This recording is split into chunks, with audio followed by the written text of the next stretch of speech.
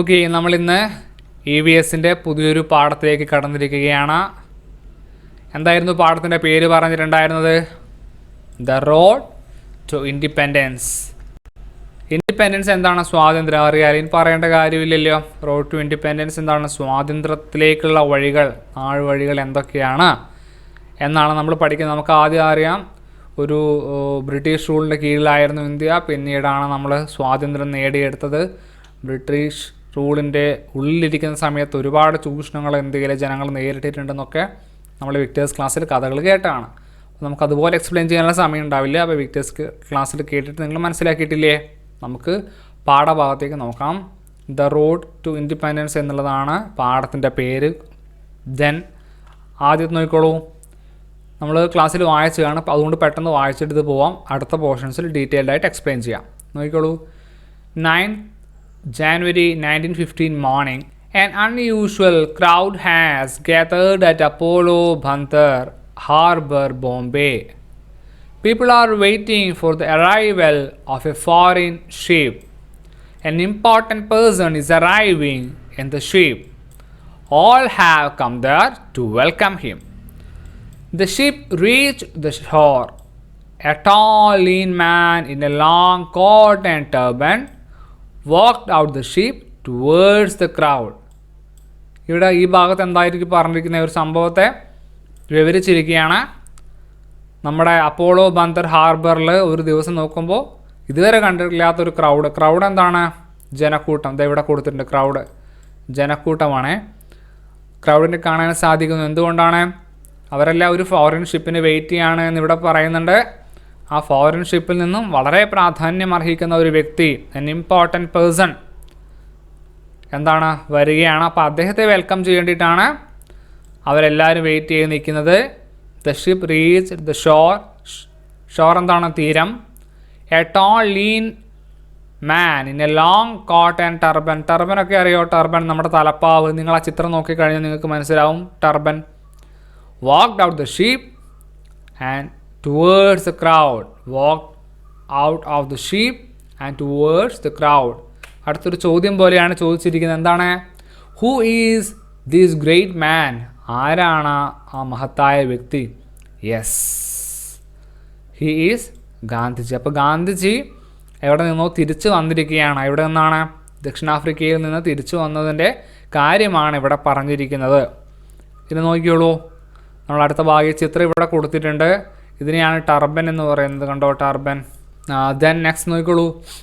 Now look at the condition of India during British rule when Gandhiji come back from South Africa. South ആഫ്രിക്കയിൽ നിന്ന് തിരിച്ചു വരുന്നതിന് മുന്നേ അല്ലെങ്കിൽ വരുന്ന ഒരു സാഹചര്യത്തിൽ എന്തായിരുന്നു ഇന്ത്യയുടെ അവസ്ഥ എന്ന് ഇവിടെ കൃത്യമായിട്ട് കൊടുത്തിട്ടുണ്ട്. Artisan and weavers starving.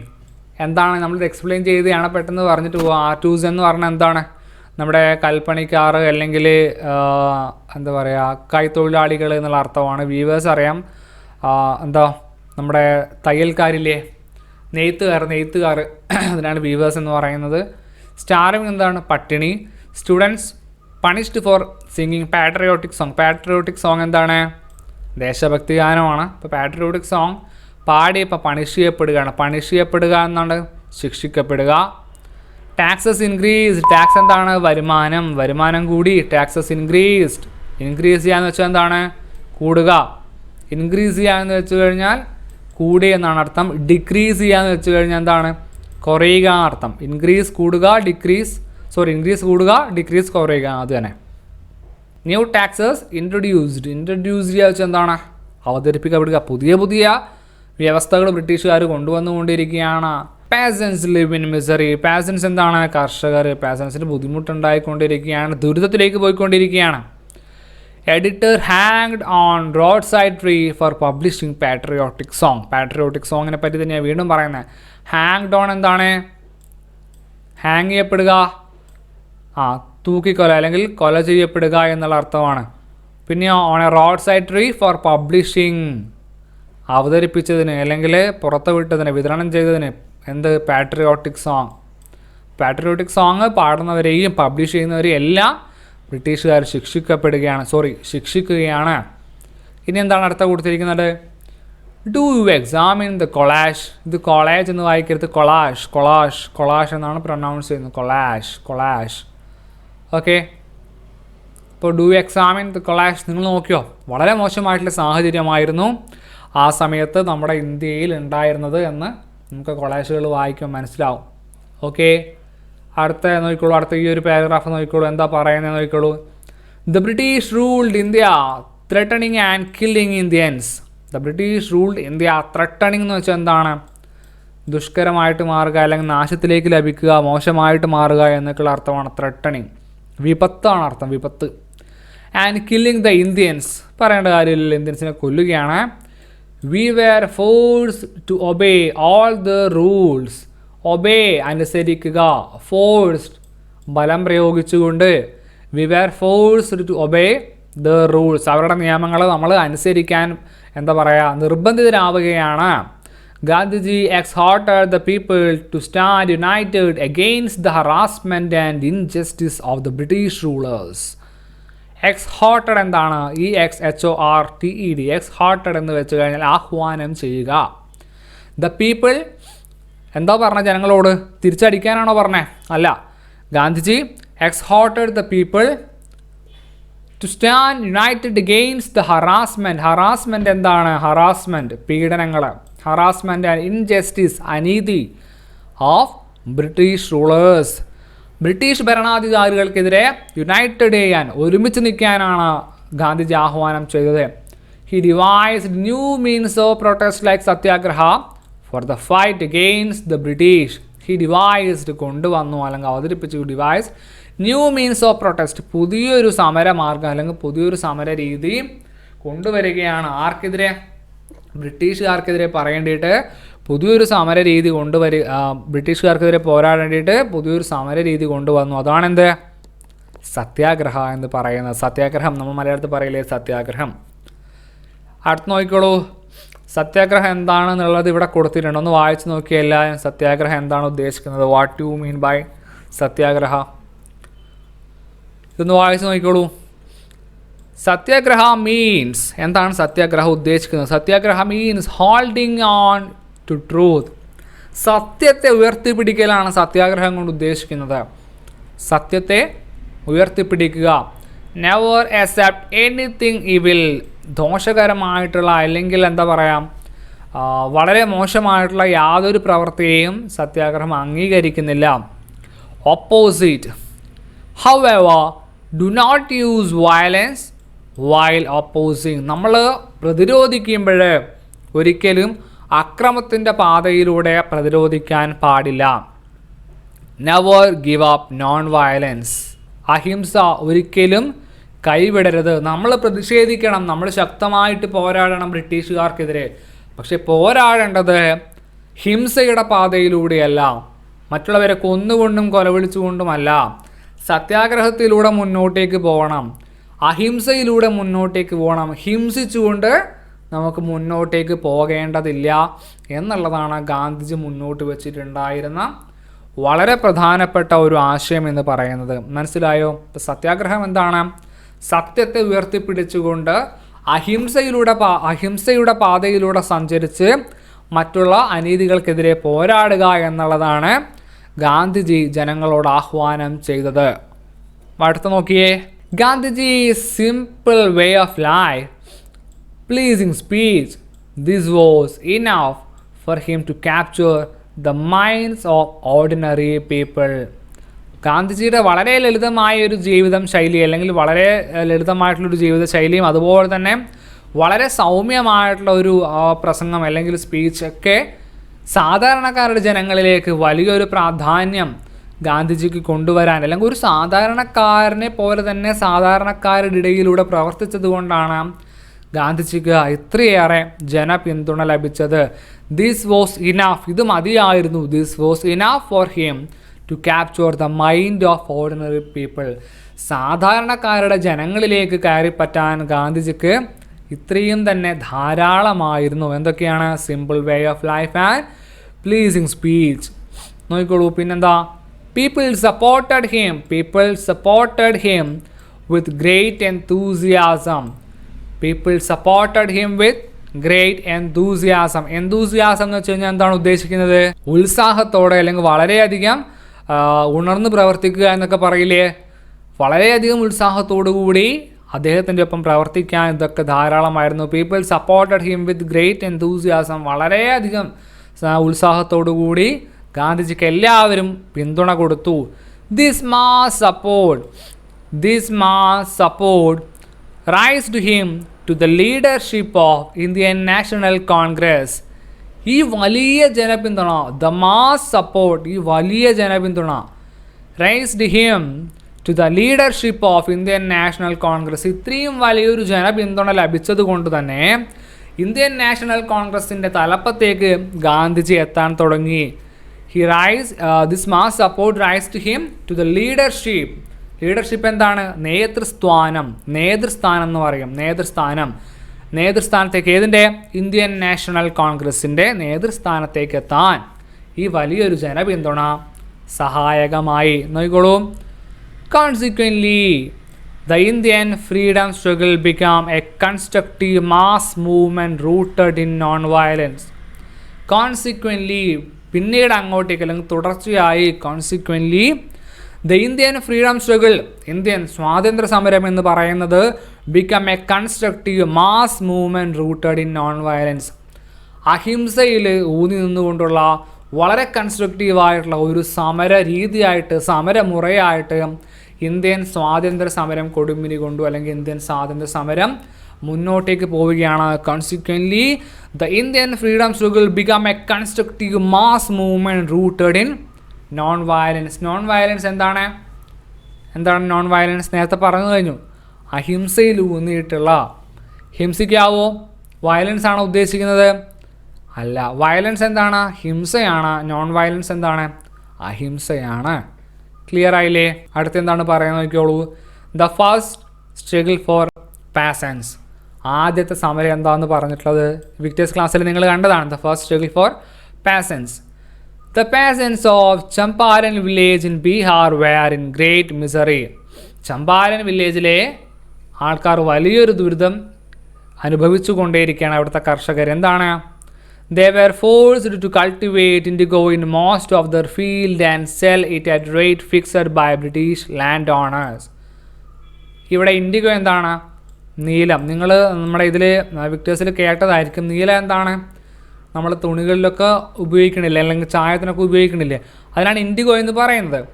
അവിടുത്തെ കർഷകർ വലിയ ലാൻഡിൽ ഒരുപാട് നീലം കൃഷി ചെയ്യാൻ നിർബന്ധിതരാവുകയും ചെറിയ രൂപ മാത്രം അവർക്ക് ലാഭം ലഭിക്കുകയും അതിനുള്ള കൂലിയായിട്ട് ലഭിക്കുകയും ബ്രിട്ടീഷ് ലാൻഡ് ഓണേഴ്സ് ഫിക്സ് ചെയ്ത പൈസയിൽ അവർക്കത് വിൽക്കേണ്ടി വരുന്ന വളരെ ദുരിതമായിട്ടുള്ളൊരു സാഹചര്യം ആർക്കുണ്ടാവുകയാണ്? ചമ്പാരൻ വില്ലേജിലെ കർഷകർക്ക് ഉണ്ടാവുകയാണ്. എവിടെയാണ് ചമ്പാരൻ വില്ലേജ്? ബീഹാറിലാണ്. Later these British land owners levied excess taxes too. Levies ചെയ്യുക എന്ന് വെച്ചാൽ എന്താണ്? ചുമത്തുക, അല്ലെങ്കിൽ അധിക നികുതി ചുമത്തുക. Levy excess taxes too. Thus, after each harvest, the farmers become more and more debt ridden. അതുകൊണ്ട് തന്നെ ഇവർക്ക് ആകെ അത്രയേ വരുമാനം ലഭിക്കുന്നുള്ളൂ, വലിയ നികുതിയും കൊടുക്കണം. അതുകൊണ്ട് തന്നെ ഓരോ വിളവ് കഴിയുമ്പോഴും ഇവിടുത്തെ കർഷകരെ കടം കയറിക്കൊണ്ടേയിരുന്നു. DEBT, ഡെറ്റ് എന്നാണ് പ്രൊനൗൺസ് ചെയ്യുന്നത്. ബി സൈലൻ്റ് ആണ്. കടം എന്നാണ് അർത്ഥം. ഡെറ്റ് റിഡൻ, കടക്കാരായിട്ട് മാറി. Hearing about the hardship, Gandhiji and his followers reached Champaran. ഈ വളരെ ദുരിതമായിട്ടുള്ള ഈ ഒരു കഥ അല്ലെങ്കിൽ ഈ ഒരു സിറ്റുവേഷൻ മനസ്സിലാക്കിയപ്പോൾ ഗാന്ധിജിയും അദ്ദേഹത്തിൻ്റെ അനുയായികളും ചമ്പാരനിലേക്ക് എത്തി. Then Gandhiji led a satyagraha struggle against the British and set the peasants free from misery. അങ്ങനെ ഗാന്ധിജി അവിടെ സത്യാഗ്രഹം ആരംഭിക്കുകയും അവരെ ഇവിടെ നിന്ന് കരകയറ്റുകയും ചെയ്തു. ഇതാണ് ഫസ്റ്റ് സ്ട്രഗിൾ ഫോർ പീസൻസ് പറയുന്നത്. നിങ്ങൾ വിക്ടേഴ്സ് ക്ലാസ്സിൽ മനസ്സിലാക്കിയിട്ടില്ലേ? അപ്പോൾ ഇതിൻ്റെ പോയിൻറ്റ്സുകളെല്ലാം മനസ്സിലാക്കിയിരിക്കണം. എവിടെയാണ് നടന്നത്? ബീഹാറിലെ ചമ്പാരൻ വില്ലേജിലാണ് നടന്നത്. എന്തായിരുന്നു ഇവിടെ കൃഷി? എന്താണ് കൾട്ടിവേറ്റ് ചെയ്തിട്ടുണ്ടായിരുന്നത്? ഇൻഡിഗോ ആണ്. ടാക്സ് കൂട്ടി, എക്സസ് ടാക്സ് ആയിരുന്നു പ്രശ്നമായിട്ടുണ്ടായിരുന്നത്. അതുപോലെ തന്നെ ഇവിടെ റേറ്റ് ഫിക്സ് ചെയ്തിരിക്കുന്ന ആരാണ്? ബ്രിട്ടീഷ് ലാൻഡ് ഓണേഴ്സാണ് റേറ്റ് ഫിക്സ് ചെയ്തിട്ടുണ്ടായിരുന്നത്. അവസാനം ഗാന്ധിജി എത്തുകയും ഇവിടെ സമരം സത്യാഗ്രഹം സംഘടിപ്പിക്കുകയും ആ പ്രശ്നങ്ങൾ പരിഹരിക്കപ്പെടുകയും ചെയ്തു. ഇനി അടുത്ത എന്താണ് നോക്കിയേ, മോർ സ്ട്രഗിൾസ്. അത് കൂടാതെ തന്നെ ഒരുപാട് സമരങ്ങൾ വേറെയും നടന്നിട്ടുണ്ട്. നിങ്ങൾക്കത് കേട്ടിട്ടില്ലേ വിക്ടേഴ്സ് ക്ലാസ്സിൽ? എന്തൊക്കെ കേട്ടിട്ടുണ്ട്? Some other struggles led by Gandhiji are Gheda Satyagraha and Ahmedabad Textile Mill Strike. എന്തായിരുന്നു ഇവിടെ സംഭവിച്ചിട്ടുണ്ടായിരുന്നത്? അഹമ്മദാബാദ് മിൽ സ്ട്രൈക്ക് എന്തായിരുന്നു? ഞാൻ അതിൻ്റെ ജസ്റ്റ് ഷോർട്ട് നോട്ട് പറയാം. അഹമ്മദാബാദ് മിൽ സ്ട്രൈക്ക് നിങ്ങൾ വിക്ടേഴ്സ് ക്ലാസ്സിൽ കേട്ടതായിരിക്കും. In 1918 there was a situation of conflict between the Gujarat mill owners and workers. ഓണേഴ്സും ആദ്യം ഏതാ പറഞ്ഞത്? അഹമ്മദാബാദ് മിൽ സ്ട്രൈക്കാണ് പറഞ്ഞത്. ഗുജറാത്തിലാണ് സംഭവിച്ചിട്ടുണ്ടായിരുന്നത്. 1918 നടന്നിട്ടുണ്ടായിരുന്നത്. അവിടുത്തെ മിൽ തൊഴിലാളികളും അതുപോലെ തന്നെ മിൽ ഓണേഴ്സ് തമ്മിലായിരുന്നു സമരം നടന്നിട്ടുണ്ടായിരുന്നത്. The labours demand 35% wage increases. 35% അവരുടെ വേതനം വർദ്ധിപ്പിക്കണം. ഏതിലെ? നമ്മുടെ അഹമ്മദാബാദ് മിൽ സ്ട്രൈക്കിൽ എത്രയാണ്? 35% അവരുടെ വേതനം കൂട്ടണമെന്നായിരുന്നു അവിടുത്തെ തൊഴിലാളികളുടെ ആവശ്യം. In the strike Gandhiji use the weapon of hunger strike. Hunger strike എന്താണ്? നിരാഹാര സത്യാഗ്രഹമാണ് അവിടെ ഉപയോഗിച്ചിട്ടുണ്ടായിരുന്നത്, അല്ലെങ്കിൽ നിരാഹാര സത്യാഗ്രഹമാണ് അവിടെ നടത്തിയിട്ടുണ്ടായിരുന്നത്. ആർക്ക് വേണ്ടിയിട്ട്? നമ്മുടെ പാവപ്പെട്ട തൊഴിലാളികൾക്ക് വേണ്ടിയിട്ട്. പിന്നെ എന്താ? The result was the strike was successful and the workers got 35% of wage. ദിവസക്കൂലി 35% വർദ്ധിച്ചു കൊടുക്കാൻ അഹമ്മദാബാദ് ടെക്സ്റ്റൈൽ മിൽ സ്ട്രൈക്കിന് സാധിച്ചിട്ടുണ്ട്. ഗേദ സത്യാഗ്രഹം എന്തായിരുന്നു പറഞ്ഞിട്ടുണ്ടായിരുന്നത്? ഗേദ ഡിസ്ട്രിക്ട് ഓഫ് ഗുജറാത്ത്. ഇത് നടന്നിരിക്കുന്നത് എവിടെയാണ്? ഗുജറാത്തിലാണ് നടന്നിട്ടുണ്ടായിരുന്നത്. പിന്നെയോ 1918 നടന്നത്. രണ്ടും 1918 ജസ്റ്റ് ഓർമ്മിച്ച് വെച്ചാൽ മതി. നമ്മൾ നോട്ട് എന്തായാലും എഴുതും. നെക്സ്റ്റ് ക്ലാസ്സിൽ നമ്മളിതിൻ്റെ നോട്ട് കംപ്ലീറ്റ് എഴുതും. പിന്നെന്താ പറഞ്ഞിട്ടുണ്ടായത്? 1918 നടന്നിട്ടുണ്ടായിരുന്നത്. The British levied land tax on peasants. അവിടെയും ലാൻഡ് ടാക്സ്, ഭൂനികുതി ചുമത്തിയതാണ് പ്രശ്നം. The Kheda satyagraha demand that the taxes imposed on peasants should be reduced when the yield are low. Sardar Vallabhbhai Patel also participated in the satyagraha. Sardar Vallabhbhai Patel വരുന്നത് ഏതിലാണ്? ഗേദ സത്യാഗ്രഹത്തിലാണ് സർദാർ വല്ലഭായ് പട്ടേൽ വരുന്നത്. ഇവിടെയും ഭൂനികുതി ചുമത്തിയത് തന്നെയാണ്. ഗാന്ധിജി അവിടെ ഇടപെടുകയും ആ പ്രശ്നം പരിഹരിക്കപ്പെടുകയും ചെയ്തിട്ടുണ്ട്. അതിൻ്റെ ഒരു ടേബിളാണ് താഴെ കൊടുത്തിരിക്കുന്നത്. നോക്കിയേ, let's complete the table. Champaran സത്യാഗ്രഹത്തിൻ്റെ ഡീറ്റെയിൽസ് മുകളിൽ നമ്മൾ പറഞ്ഞിട്ടുണ്ട് അല്ലേ, ഡീറ്റെയിൽഡ് ആയിട്ട് കൊടുത്തിട്ടുണ്ട്. മിസറി ഓഫ് പീസൻസ് കൊടുത്തിട്ടുണ്ട്. ഗാന്ധിജി സത്യാഗ്രഹ എക്സ്പെരിമെൻറ്റ് കൊടുത്തിട്ടുണ്ട്. ഹാർഷിപ്പ് ഓഫ് പീസൻസ് റെഡ്യൂസ്ഡ് കൊടുത്തിട്ടുണ്ട്. ഇനി നമുക്ക് എഴുതാൻ പറ്റുന്ന എന്താണ്? അടുത്ത നമുക്ക് അഹമ്മദാബാദ് മിൽ സ്ട്രൈക്ക് ഇവിടെ എഴുതാം. അഹമ്മദാബാദ് മിൽ സ്ട്രൈക്ക് ഇവിടെ എഴുതാം. ഇവിടെ പേര് എഴുതുക. അതിൻ്റെ ഫീച്ചേഴ്സായിട്ട് നമുക്ക് എന്തൊക്കെ പറയാൻ പറ്റും? നടന്നത് 1918 പറയാം. 1918 നടന്നിട്ടുണ്ടായിരുന്നത്. പിന്നെയോ എന്തായിരുന്നു ഡിമാൻഡ്? എന്തായിരുന്നു? 35% വേജ് ഇൻക്രീസ് ചെയ്യണം. Okay, the labours demand 35% wage increase ആയിരുന്നു ഇവിടുത്തെ പ്രധാനപ്പെട്ടൊരു പ്രശ്നം എന്ന് പറയുന്നത്. ഗാന്ധിജി എന്താണ് ഉപയോഗിച്ച മാർഗം? ഗാന്ധിജി ഹങ്കർ സ്ട്രൈക്കായിരുന്നു ഉപയോഗിച്ചിരുന്നത്. HUNGER ഹങ്കർ സ്ട്രൈക്കാണ്. STRIK ഹങ്കർ സ്ട്രൈക്കാണ് ഇവിടെ ഉപയോഗിച്ച സമരമാർഗം എന്ന് പറയാം. പിന്നെ അടുത്ത് എന്താണ്? ഖേദ സത്യാഗ്രഹ. ഇവിടെ ഖേദ സത്യാഗ്രഹ എഴുതാം. ഖേദ സത്യാഗ്രഹ നമുക്ക് കൃത്യമായിട്ട് നോട്ട് നെക്സ്റ്റ് ക്ലാസ്സിൽ നമ്മൾ എന്തായാലും എഴുതും. ഓക്കെ, ഇതെവിടെയാണ് നടക്കുന്നത്? ഗുജറാത്തിലാണ് നടക്കുന്നത്.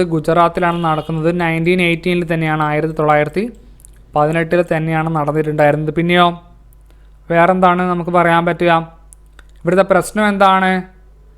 British levied land tax on peasants. Land tax, ഭൂനികുതി ചുമത്തിയത് തന്നെയാണ് ഇവിടുത്തെ പ്രശ്നം. ഇവിടുത്തെ മറ്റൊരു പ്രധാനപ്പെട്ട കാര്യം എന്താണ്? സർദാർ വല്ലഭായ് പട്ടേൽ ഇവിടെ സമരമുഖത്തേക്ക് കടന്നു വരുന്നതായിട്ട് നമുക്ക് കാണാൻ സാധിക്കും. അപ്പോൾ പ്രധാനപ്പെട്ട 3 സ്ട്രഗിളുകളാണ് നമുക്കിവിടെ പറയാൻ സാധിക്കുക. ഇവിടെ ഒരു ചിത്രമൊക്കെ കൊടുത്തിട്ടുണ്ട്. പിന്നെ അടുത്ത് എന്താണ് പറയുന്നത്? ബ്രിട്ടീഷ് ക്രൂവൽറ്റി, എന്തൊക്കെയാണ് ക്രൂരതകൾ എന്തൊക്കെയാണ്?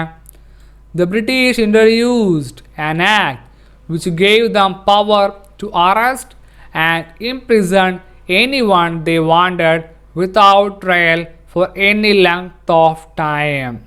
എന്താ പറഞ്ഞിരിക്കുന്നത്? ബ്രിട്ടീഷ് ഇൻട്രൊഡ്യൂസ്ഡ് അവതരിപ്പിച്ചു. എന്താണ് അവതരിപ്പിച്ചത്? ആൻ ആക്ട്, ഒരു പുതിയ നിയമം. Which gave them power to arrest ചെയ്യാനുള്ള ഒരു പവർ കൊടുത്തിരിക്കുകയാണ്. Which gave them power to arrest and imprison anyone. Imprison എന്താണ്? ജയിലിലടക്കുക. Imprison anyone they wanted without trial for any length of time.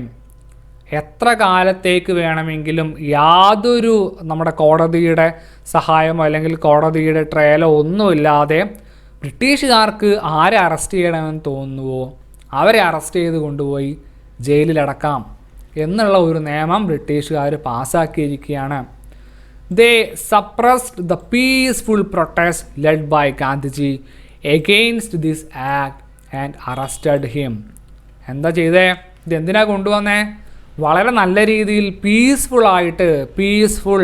സമാധാനപരമായിട്ട് പീസ്ഫുള്ളായിട്ട് മുന്നോട്ട് കൊണ്ടുപോയിരുന്ന സമരത്തെ അടിച്ചമർത്തുകയും suppressed the peaceful protest led by Gandhiji against this act and arrested him. ഗാന്ധിജിയെ arrest ചെയ്ത് കൊണ്ടുപോവുകയാണ്. Later, പിന്നീട് the British unleashed much cruelty on the Indians. ഒരുപാട് അനീതികൾ, ഒരുപാട് അക്രമങ്ങൾ ഇന്ത്യക്കാർക്ക് നേരെ അഴിച്ചുവിടുകയാണ്. The place known as Jallianwala Bagh in Punjab. Jallianwala Bagh എന്ന് പറഞ്ഞ പഞ്ചാബിലെ ഒരു സ്ഥലം. A big open ground surrounded by huge buildings with only one entrance. Jallianwala bag എന്താണ് പറഞ്ഞിരിക്കുന്നത്? ഒരു വലിയൊരു തുറന്നൊരു മൈതാനിയാണ്. പക്ഷെ എന്താണ് അതിൻ്റെ പ്രത്യേകത? ചുറ്റും ബിൽഡിംഗ് ഒക്കെ ഇരിക്കുകയാണ്. ഒരു പ്രവേശന കവാടം മാത്രമേ അതിനുള്ളൂ. മനസ്സിലായോ? വലിയൊരു മൈതാനം തന്നെയാണ്, പക്ഷെ ചുറ്റിലും ബിൽഡിങ്സ് കാണാൻ പറ്റും. പിന്നെയോ ഒരു എൻട്രൻസ് മാത്രമേ നമുക്കവിടെ കാണാൻ സാധിക്കുള്ളൂ. Only one entrance. A meeting was going on there to protest against the injustice of British. ബ്രിട്ടീഷുകാർക്കെതിരെ അല്ലെങ്കിൽ ബ്രിട്ടീഷുകാരുടെ അനീതിക്കെതിരെ അവിടെ ഒരു സമരം നടന്നുകൊണ്ടിരിക്കുകയായിരുന്നു. A meeting was going there to protest against. Protest എന്താണ്? അവരുടെ സമരങ്ങൾക്കെതിരെ അല്ലെങ്കിൽ രീതികൾക്കെതിരെ. പ്രതിഷേധം. Was going there to protest against. എന്തിനായിരുന്നു ആ പ്രതിഷേധം? എഗെയിൻസ്റ്റ് ദ ഇൻജസ്റ്റിസ് ഓഫ് ബ്രിട്ടീഷുകാർ നടത്തിക്കൊണ്ടിരിക്കുന്ന അനീതികൾക്കെതിരെ അവിടെ ഒരു സമരം, അതിൻ്റെ ഒരു മീറ്റിംഗ് നടന്നുകൊണ്ടേയിരിക്കുകയാണ്. സഡൻലി, പെട്ടെന്ന് എന്താ സംഭവിച്ചേ? Gun shots were heard. പെട്ടെന്ന് വെടിയൊച്ചകൾ കേൾക്കുകയാണ്. ഗൺ ഷോട്ട് എന്താണ്? വെടിയൊച്ചകൾ. വൺ ആഫ്റ്റർ ദ അതർ, ഒന്നിന് പുറകെ ഒന്നായിട്ട് വന്നുകൊണ്ടിരിക്കുകയാണ്. വൺ ആഫ്റ്റർ അതർ, കണ്ടിന്യൂസ്ലി, തുടർച്ചയായിട്ട് വെടിവെച്ചുകൊണ്ടേയിരിക്കുകയാണ്. As if a cracker house was set on fire. ഒരു പടക്കക്കടയ്ക്ക് അല്ലെങ്കിൽ ഒരു പടക്ക നിർമ്മാണശാലയ്ക്ക് തീ പിടിച്ചു കഴിഞ്ഞാൽ എന്താണ് സംഭവിക്കുക? അതുപോലെ ഈ മീറ്റിംഗ് നടന്നുകൊണ്ടിരിക്കുന്ന ഭാഗത്തേക്ക് വെടിവെച്ചുകൊണ്ടേയിരിക്കുകയാണ്. The shocked and horrified people ran all round for life. പേടിച്ചു പോയ, ഭയപ്പെട്ടു പോയ ഇവിടുത്തെ സാധാരണക്കാരായിട്ടുള്ള ജനങ്ങൾ, സമരം ചെയ്തുകൊണ്ടിരുന്ന ജനങ്ങൾ, people ran all around for life. അവരുടെ ജീവിതത്തിന് വേണ്ടിയിട്ട്, അവരുടെ ജീവന് വേണ്ടിയിട്ട് നെട്ടോട്ടം ഓടുകയാണ്. People ran all around for life. Hundreds of people lost their lives either in the firing or in the rush. 100-ലധികം ആൾക്കാർ, ഹൺഡ്രഡ്സ് ഓഫ് പീപ്പിൾ ലോസ്റ്റ് എന്താണ്? നഷ്ടപ്പെടുക. Lost their lives either in the firing or in the rush. ഒന്നുകിൽ ആ വെടിയുണ്ടകൾ കൊണ്ടിട്ട് ഒരുപാട് പേരുടെ ജീവൻ നഷ്ടപ്പെട്ടു, അല്ലെങ്കിൽ അവിടെ റഷ് ഉണ്ടായില്ലേ, തിക്കും തിരക്കും ഉണ്ടായില്ലേ. റഷ് എന്താണ്? തിക്കും തിരക്കും. ആ തിക്കും തിരക്കിനും ഇടയിൽ പെട്ടിട്ട് ഒരുപാട് പേര് മരിച്ചു. വെടിയുച്ചകൾ വരികയാണ്, എല്ലാവരും ചിതറിപ്പായുകയാണ്. ഒരുപാട് പേര് വെടികൊണ്ടിട്ട് മരിച്ചു. മറ്റു കുറച്ച് പേരെങ്ങനെ മരണപ്പെട്ടു? ആ തിക്കിനും തിരക്കിനും ഇടയിൽ പെട്ട് മരിച്ചു. നോക്കിയേ, and many more people were wounded. ഒരുപാട് പേർക്ക് പരിക്കും പറ്റി. This incident that shock the Indian mind took place on 13 April 1919. 1919 ഏപ്രിൽ 13 ഇന്ത്യൻ ജനത്തിൻ്റെ അല്ലെങ്കിൽ ഇന്ത്യൻ ജനത്തെ മാനസികമായിട്ട് തളർത്തിക്കളയുന്ന ഒരു ഷോക്കേറ്റ പോലെയുള്ള ഈ ഒരു സംഭവം ഉണ്ടാകുന്നത്. കാരണം അത്രയും പേര് മരണപ്പെടുകയാണ്, ഒരുപാട് പേർക്ക് പരിക്ക് പറ്റുകയാണ്. ഓൺ ഹിയറിംഗ് ദീസ്, ഇത് കേട്ട ഉടനെ, on hearing these Gandhiji wished to reach Jallianwala Bagh as soon as possible. Gandhiji wished to reach Jallianwala ബാഗിലേക്ക് എത്താൻ, എത്ര പെട്ടെന്ന് എത്തുമോ അത്രയും പെട്ടെന്ന് എത്താൻ ഗാന്ധിജി തീരുമാനിച്ചു. ആസ് സൂൺ ആസ് പോസിബിൾ എന്ന് വെച്ചാൽ എന്താണ്? എത്രയും പെട്ടെന്ന്, നമ്മളാൽ കഴിയുന്നതിൻ്റെ പരമാവധി വേഗം എന്നുള്ളൊരർത്ഥമാണ് ആസ് സൂൺ ആസ് പോസിബിൾ. എത്ര പെട്ടെന്ന് സാധ്യമാകുമോ അത്രയും പെട്ടെന്ന് തന്നെ ജാലിയൻവാല ബാഗിലേക്ക് എത്താൻ ഗാന്ധിജി തീരുമാനിക്കുകയാണ്. But the British army did not allow him to even enter in Punjab. പഞ്ചാബിലാണല്ലോ ജാലിയൻവാല ബാഗ് ഇരിക്കുന്നത്, ജാലിയൻവാല ബാഗിൽ സംഭവം നടന്നിരിക്കുന്നത് പഞ്ചാബിൻ്റെ ഉള്ളിലാണല്ലോ. ഗാന്ധിജി അവിടെ പോകണം തീരുമാനിച്ചിരിക്കുകയാണ്. പക്ഷേ ബ്രിട്ടീഷുകാരെന്താണ് ചെയ്തത്?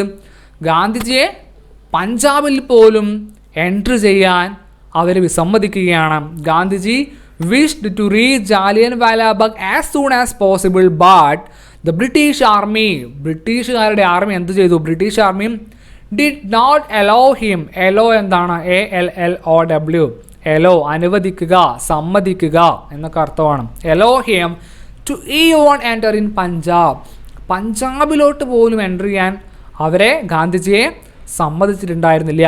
This disappointed Gandhiji furthermore. ഇതുവരെ ഉള്ളതിനെ കൂടാതെ കൂടുതൽ ദുഃഖത്തിലേക്ക് ആഴ്ത്താൻ, കൂടുതൽ ഡിസപ്പോയിൻറ്റഡ് ആവാൻ, കൂടുതൽ ഡിസപ്പോയിൻറ്റഡ് ആവുക വെച്ചാൽ എന്താണ്? കൂടുതൽ ആശങ്കപ്പെടുത്താൻ വീണ്ടും ഇത് കാരണമായി. This disappointed Gandhiji furthermore. ഒരുപാട് വീണ്ടും ആശങ്ക ഉണ്ടാക്കുന്ന രീതിയിലേക്ക് കാര്യങ്ങൾ മാറിയിരിക്കുകയാണ്. താഴെ എന്താ ചോദ്യം തന്നിരിക്കുന്നത് നോക്കിയേ. ഇതാ ജാലിയൻവാല ബാഗിൻ്റെ ഏറ്റവും ഭീകരമായിട്ടുള്ളൊരു ചിത്രം ഇതാ ഇവിടെ കൊടുത്തിരിക്കുന്നു. നോക്കിയേ, ഇവിടെ എല്ലാം മതിലുകൾ നിങ്ങൾക്ക് കാണാൻ പറ്റും. ഇവിടെ എല്ലാം മതിലുകളാണ്. ഒരു എൻട്രൻസ് മാത്രമേ, ഇതാ ഈ ബ്രിട്ടീഷുകാർ നിൽക്കുന്ന ഈ ഒരു എൻട്രൻസ് മാത്രമേ ഉള്ളൂ. ഇവരെല്ലാവരും നമ്മുടെ ഇന്ത്യക്കാർ ഇവിടെ സമരം ചെയ്തുകൊണ്ടേയിരിക്കുകയാണ്. പെട്ടെന്ന് എന്താണ് സംഭവിച്ചത്? ഒരു പടക്കക്കടയ്ക്ക് തീ പിടിച്ചാൽ എന്താണ് സംഭവിക്കുന്നത്? അതുപോലെ ബ്രിട്ടീഷുകാരെ തുരുതുരാ വെടിവെക്കുകയാണ്. അപ്പോഴോ ഒരുപാട് പേര് വെടികൊണ്ടിട്ട് മരണപ്പെടുകയാണ്, ഒരുപാട് പേര് തിക്കും തിരക്കും മരണപ്പെടുകയാണ്. ഇവർക്ക് ഓടി രക്ഷപ്പെടാൻ പറ്റുമോ? ഇല്ല. കാരണം എന്തുകൊണ്ടാണ്? ചുറ്റും മതിലാണ് നമ്മൾ പറഞ്ഞു. ഒരു എൻട്രൻസ് മാത്രമേ, ഈ ഭാഗത്തു നിന്നുള്ള ഒരു എൻട്രൻസ് മാത്രമേ ഇവിടെ ഉണ്ടായിരുന്നുള്ളൂ. നോക്കിയേ ചോദ്യം, ഈ ചോദ്യം നോക്കിയേ. How did the British respond to the freedom struggle? സ്വാതന്ത്ര്യ സമരത്തോട് എങ്ങനെയായിരുന്നു ബ്രിട്ടീഷുകാർ പ്രതികരിച്ചിട്ടുണ്ടായിരുന്നത്? റെസ്പോണ്ട് ചെയ്യുക, പ്രതികരിക്കുക എന്നാണ് അർത്ഥം. Discuss, note down your findings in the environment diary. അപ്പോൾ എൻവയോൺമെൻറ്റ് ഡയറിയിൽ ബ്രിട്ടീഷുകാർ എങ്ങനെയാണ് ഇന്ത്യൻ സ്വാതന്ത്ര്യ സമരത്തോട് പ്രതികരിച്ചത് എന്നുള്ളത് നിങ്ങളുടെ അഭിപ്രായം എഴുതാനാണ് പറഞ്ഞിരിക്കുന്നത്. അപ്പോൾ എനിക്ക് തോന്നുന്നു ഇന്ന് ഇത്രയും നമ്മൾ മനസ്സിലാക്കിയാൽ മതി. ബാക്കി നമ്മൾ നോൺ കോർപ്പറേഷൻ മൂവ്മെൻ്റ് ഒക്കെ, മലയാളം എന്താണ്? നിസ്സഹകരണ പ്രസ്ഥാനമാണ് നോൺ കോർപ്പറേഷൻ മൂവ്മെൻറ്റ്. ഓക്കെ, അത് നമുക്ക് നെക്സ്റ്റ് ക്ലാസ്സിൽ ഡിസ്കസ് ചെയ്യാം. അപ്പോൾ ഈ ഭാഗം ഒന്ന് പഠിച്ചു വയ്ക്കുക, ഒന്ന് വായിച്ചു നോക്കുക, നന്നായിട്ട് വായിക്കുക. ബ്രിട്ടീഷ് ക്രൂവൽറ്റി എത്രത്തോളമാണെന്ന് മനസ്സിലാക്കുക. പിന്നെ ഇതിലറിയാത്ത വാക്കുകളുണ്ടെങ്കിൽ എഴുതി വെക്കുക. നമ്മൾ നെക്സ്റ്റ് ക്ലാസ്സിൽ ഡിസ്കസ് ചെയ്യും. ഇവിടെ ഒരു ഫോട്ടോ കൊടുത്തിട്ടുണ്ട്. You should observe this picture. Then ഇത് നമുക്ക് ഈ ഒരു ടേബിൾ ഉണ്ടല്ലോ, ലെറ്റ്സ് കംപ്ലീറ്റ് ദ ടേബിൾ. ഇത് നമുക്ക് നെക്സ്റ്റ് ക്ലാസ്സിൽ ഓരോ സമരത്തിൻ്റെയും പോയിൻ്റ് ആയിട്ട് എഴുതി വെക്കാം. ഇപ്പോൾ ജസ്റ്റ് ഒന്ന് മനസ്സിലാക്കി വെച്ചാൽ മതി. ഓക്കെ, അപ്പം അങ്ങനെയാണെങ്കിൽ നമുക്ക് ഈ എക്സ്പ്ലനേഷൻ ക്ലാസ് കൺക്ലൂഡ് ചെയ്യാം. അടുത്തൊരു ക്ലാസ്സിൽ നമുക്ക് കാണാം. Thank you.